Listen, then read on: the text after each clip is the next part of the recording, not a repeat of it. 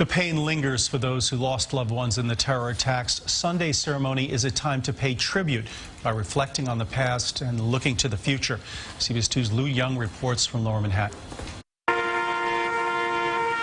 The gathering will be at once familiar and unique. With the passage of years, our commemoration becomes increasingly instructive. Already there are young people in high school for whom 9/11 is not a lived memory. It's already past history for them. If I were to have one wish in this world, it would be to meet my dad.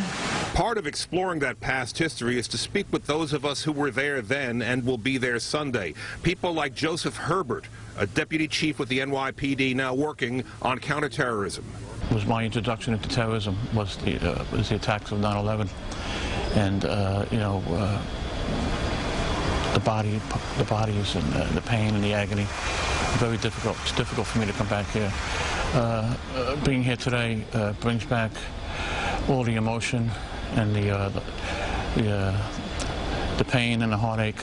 You taught me so much about love and kindness growing up, and I miss it every day. It's a time to mourn and remember. In recent years, almost exclusively the reading of the names. But this year, there will be subtle changes in the 15th anniversary ceremony. Milestone dates matter.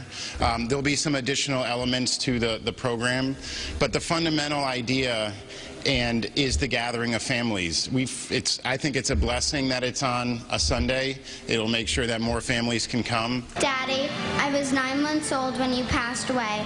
Attendance has ebbed over the years as the initial shock of the event fades a bit, so there's been time to examine what happened and consider perhaps that the New York part of the attack was far more successful than the terrorists anticipated, unleashing forces of history no one could have foreseen. Do you think they knew the towers would fall? No. No. I don't think so. I think they were pleasantly surprised. A decade and a half of warfare followed. The conflict has morphed and spread like fire, at times endangering our own sense of what it is to be free. New enemies have arisen, and despite the death of Osama bin Laden, the old enemy and the very mastermind of the plot remain. Al-Qaeda is still very much, alive and kicking. Zawahiri is still alive.